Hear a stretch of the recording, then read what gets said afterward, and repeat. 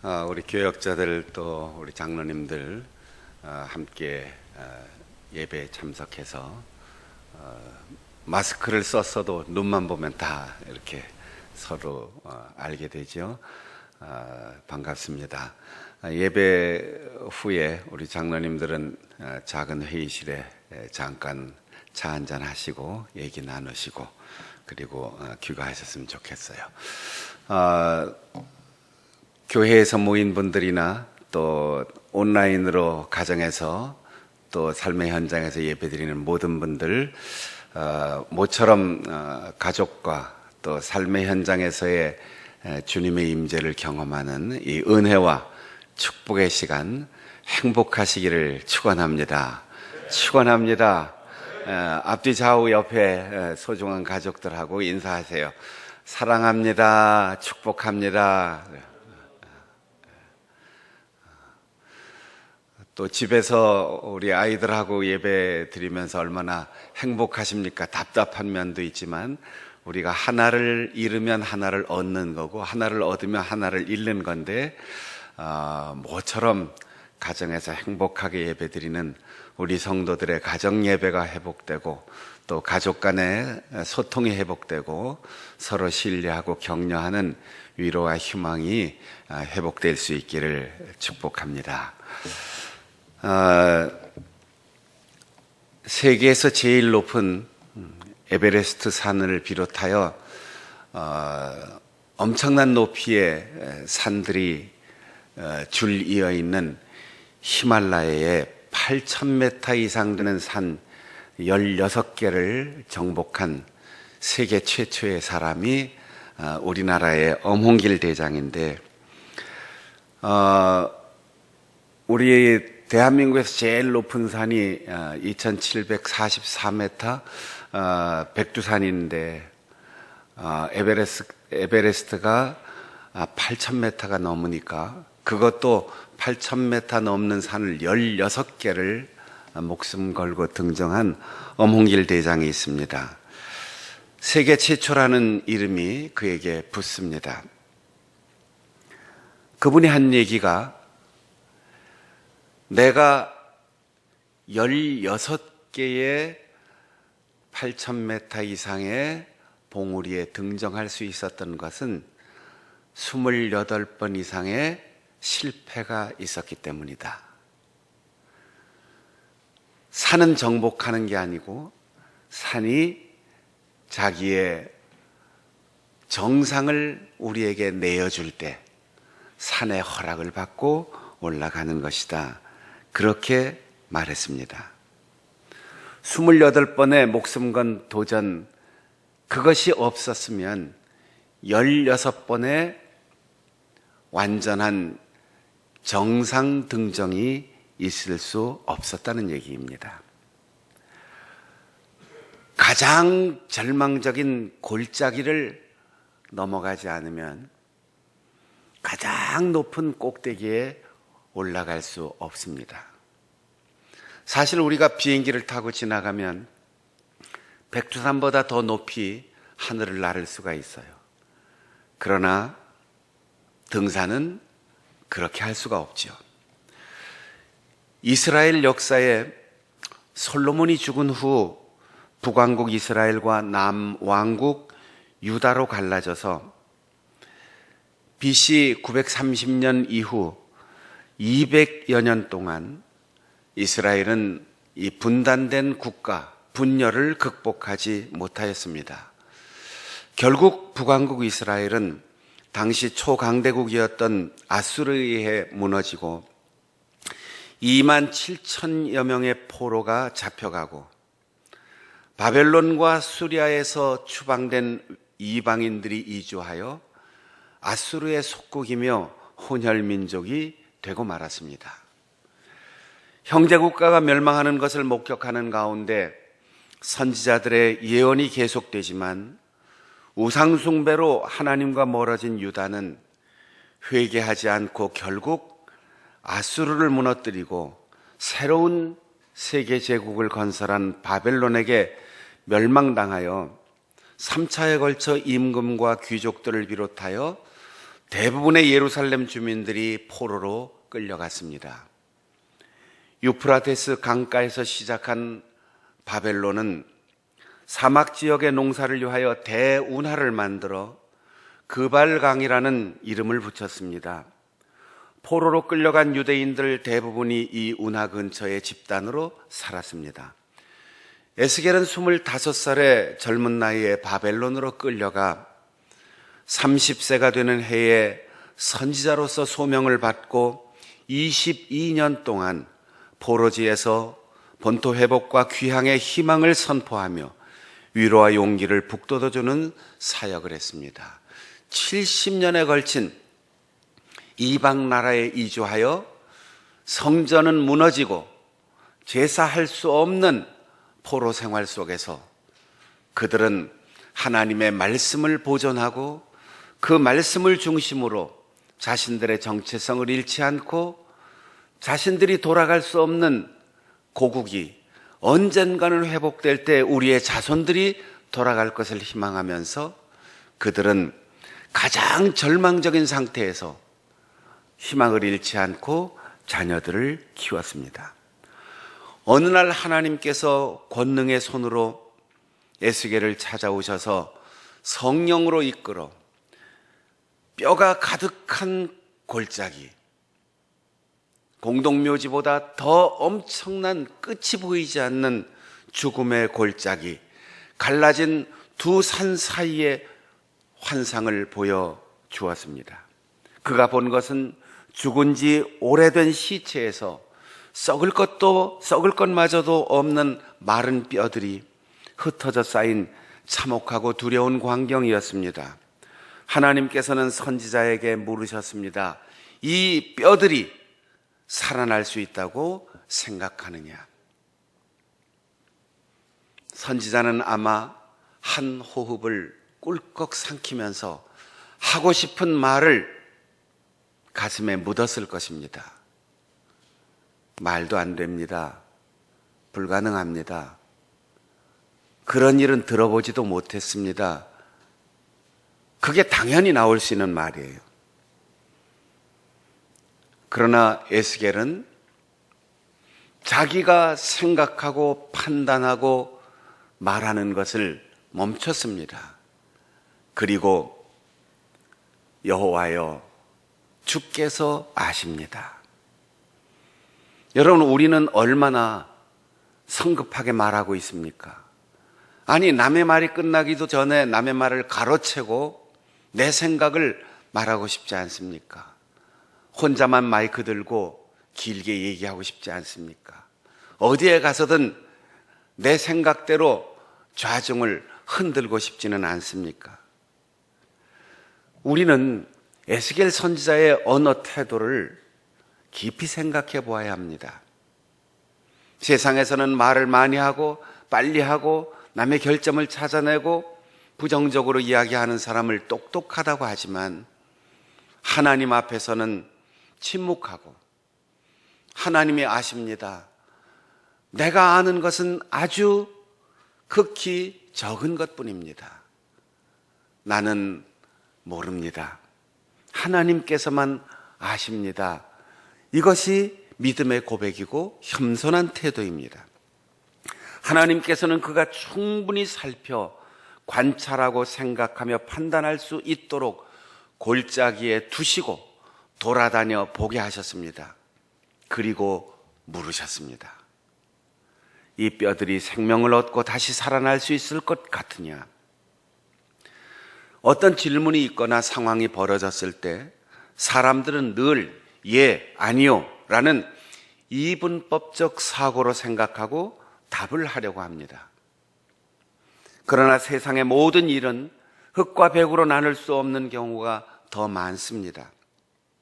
더구나 일상의 경험이나 듣고 배운 지식의 일부가 도움이 될 만한 상황이 아닌 경우 대답하기 어렵습니다. 그렇지만 지금의 상황에서는 분명합니다. 병든 자가 회복되는 것도 아니고 죽은 자가 다시 살아나는 개인의 문제가 아닙니다. 이미 뼈만 아주 말라버린 그 뼈들이 흩어져서 쌓인 상황입니다.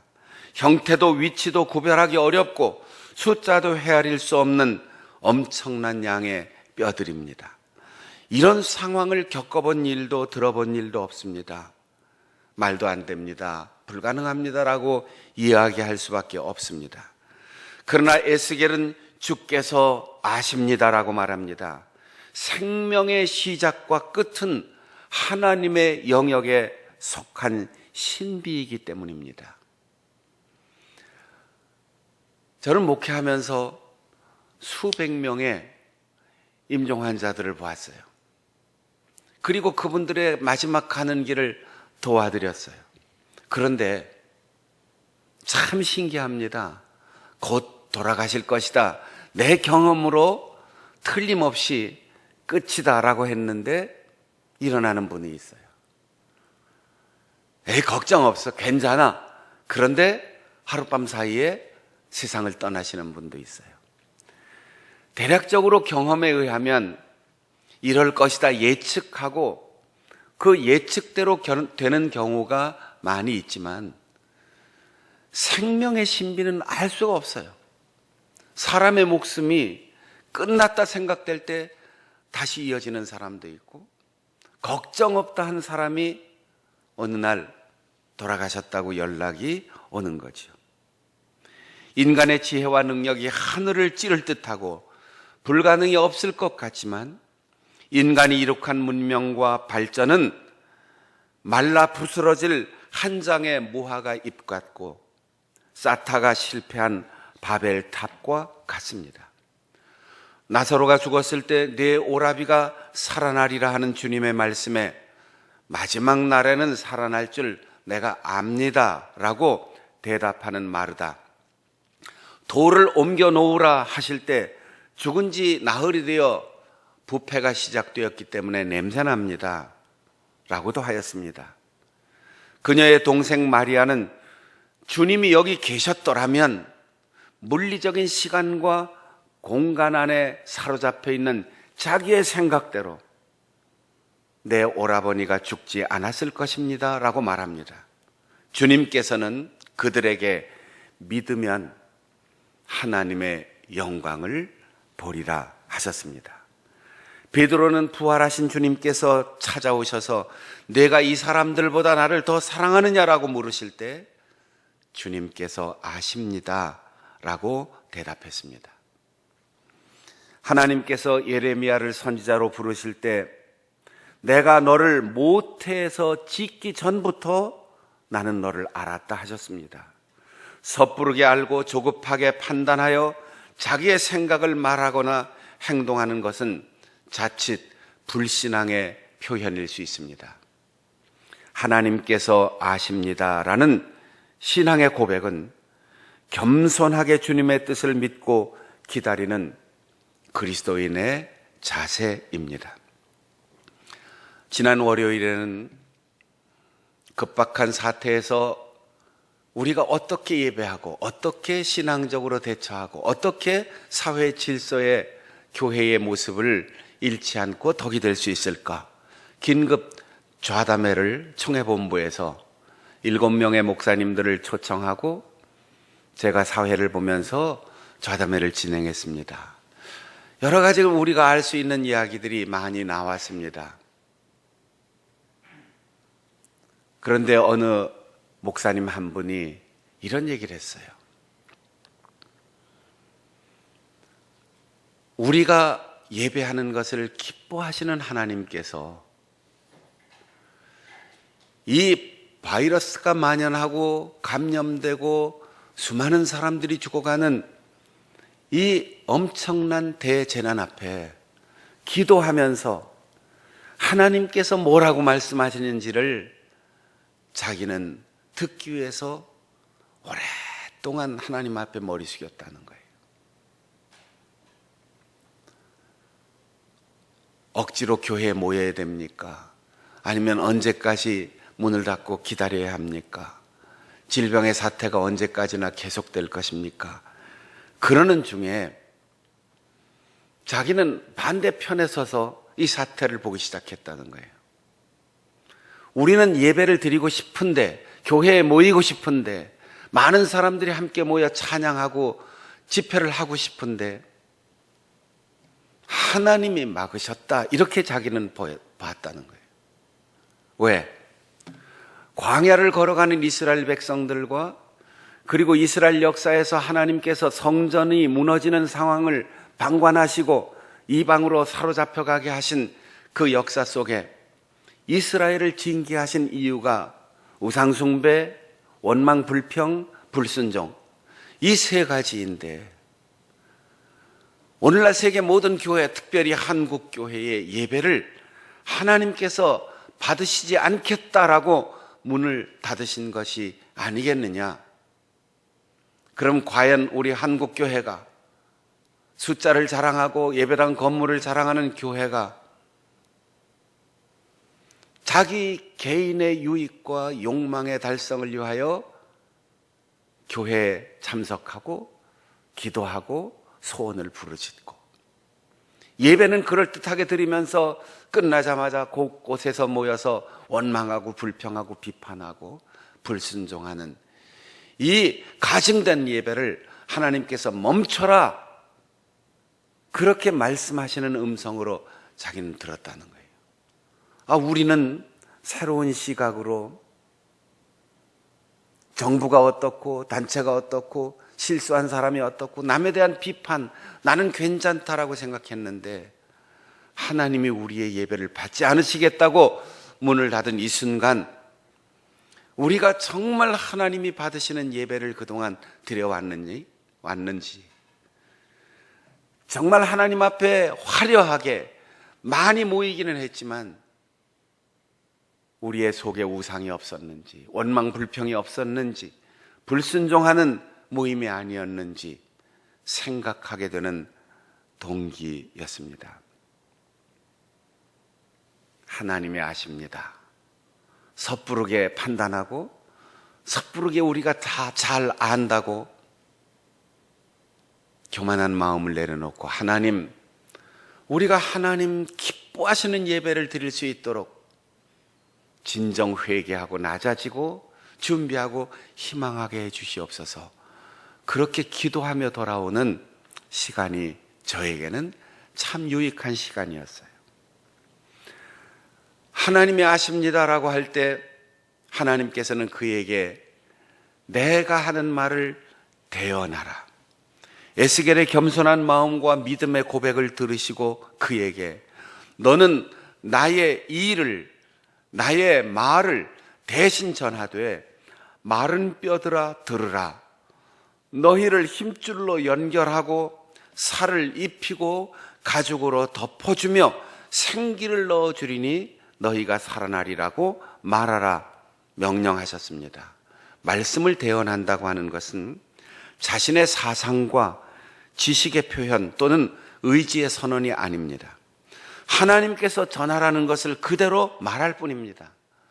나는 어린아이와 같아서 말을 할 줄 모릅니다라고 변명하는 예레미야의 입에 손을 대고 내가 내 말을 내 입에 두었다, 내가 무엇을 명령하든지 너는 말할지어다 라고 하셨습니다. 제자들에게 예수님께서는 5,000명을 대상으로 너희가 먹을 것을 주어라 하실 때 떡 5개와 물고기 2마리를 가지고도 다 먹이고 부스러기를 12개의 바구니에 가득 채워 주셨습니다. 하나님께서는 사명을 주실 때 사명을 감당할 수 있는 능력도 주시는 분이십니다. 성경이 책이나 작품을 넘어서 하나님의 말씀인 이유가 그렇고, 설교가 사람의 연설에 지나지 않고 말씀의 선포인 이유, 복음이 설득이 아닌 구원의 소식인 이유, 교회가 하나님 나라 공동체인 이유 등 모두가 하나님이 쓰시는 대언자들의 사역이기 때문입니다. 사랑하는 여러분, 우리는 하나님께서 말씀하시는 대로 전하고 하나님께서 시키시는 대로 일하고 하나님께서 나에게 그 시키시는 사역에 대하여 능력도 주실 것을 믿고 겸손하게 순종하는 하나님의 대언자들, 사자들이 될 수 있기를 바랍니다. 하나님의 말씀을 대언하니까 에스겔의 능력과 그의 사람 됨됨과 상관없이 뼈들이 움직여 제자리를 찾고 힘줄이 연결되고 살이 덮이고 가죽이 덮이는 놀라운 일이 일어났습니다. 인간의 형체를 회복하는 기적이 일어났습니다. 그것만 해도 놀라운 일인데 모두 원형대로 복원되어도 생명이 없기는 뼈들이 무덤으로 무더기든 산더미 같은 시체의 집합이든 아무런 의미가 없습니다. 뼈들이 밟히는 사방을 두루 다니며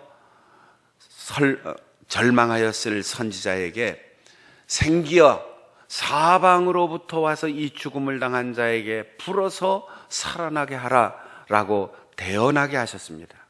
마치 흙으로 아담을 만드시고 그 코에 생기를 불어넣으시니 살아있는 영적 존재가 된 것과 같은 새로운 창조의 역사가 일어난 것입니다. 그뿐 아니라 그들이 모두 큰 군대가 되었습니다. 그리고 말씀하시기를 이 뼈들은 온 이스라엘 족속이라고 하셨습니다. 이스라엘과 유다로 갈라져 대립하던 형제가 아수르로 바벨론으로 흩어졌던 모든 아브라함의 자손들이 200~300년 사이에 포로 생활을 통하여 유배 생활을 통하여 고난의 대가를 지불하고 고국으로 돌아갈 때는 북쪽 출신이니 남쪽 출신이니 혼혈이니 순종이니 하는 아무런 차별 없이 온 이스라엘로 회복된다는 환상을 보여주신 것입니다.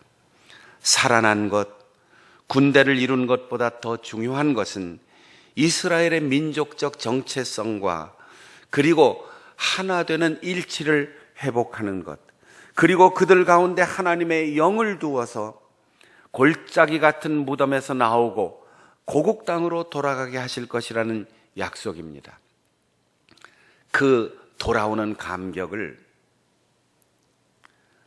시편 기자는 우리를 남방 시냇물처럼 돌리실 때 꿈꾸는 것 같았습니다. 희망은 했지만, 생각은 했지만, 바라기는 했지만 이렇게 돌아갈 수 있을 줄로 누가 상상을 했겠습니까? 그런데 대제국 바벨론이 메대와 파사에 의하여 멸망하면서 하나님께서는 그들을 곱게 고국 땅으로 돌아가 성전을 재건하게 하였던 것입니다. 다윗은 노래하기를 내가 죽음의 어두운 골짜기를 지나갈지라도 전혀 두려워하지 않습니다. 주님께서 나와 함께 하시기 때문입니다. 라고 고백하였습니다. 이스라엘과 유다의 분단 상황의 틈바구니에서 티그리스와 유프라데스 강 사이에, 동양과 서양 사이에, 아스루와 바벨론, 애굽과 페르시아 사이에, 생존과 죽음 사이에 골짜기의 공동묘지 같은 이스라엘에게 성령의 바람이 불어오니 회복과 치유와 하나 되는 역사의 기적이 일어난다는 약속의 말씀입니다. 바울 사도께서 하나님을 사랑하는 자 곧 그 뜻대로 부르심을 입은 자들에게는 모든 것이 합력하여 선을 이루느니라 한 희망의 고백에 동참하면서 절망의 시대에서 믿음으로 희망을 선포하여 뼈의 무더기를 생명의 군대로, 공동묘지를 부활의 동산으로, 음침한 골짜기를 아늑한 보금자리로, 한국교회를 민족의 역사의 중심으로, 대한민국을 세계의 으뜸으로 세워나가시는 하나님의 역사에 대언자로 쓰임받을 수 있는 우리 성도들이 되시기를 바랍니다. 진정한 행복은 내가 행복한 것이 아닙니다. 나 때문에 저 사람이 행복하고, 나 때문에 당신이 행복하고, 교회가 있기 때문에 지역이 안전하고, 교회가 있기 때문에 분열됐던 사람들의 마음이 하나 되고, 교회가 기도하기 때문에 이 땅에 하나님의 평화가 임할 것을 믿어서 내가 가는 곳에 평화의 사도가 되고, 모두가 한숨 쉬고 모두가 절망하고 모두가 원망하고 불평하는 그 속에 우리 장충단교회 성도들, 우리 한국교회 그리스도인들이 가면 그 모든 대립과 다툼이 사라지고 하나 되는 역사가 일어나는, 그래서 더불어 행복한 우리 믿음의 식구들이 다 될 수 있기를 바랍니다. 기도하겠습니다. 우리 함께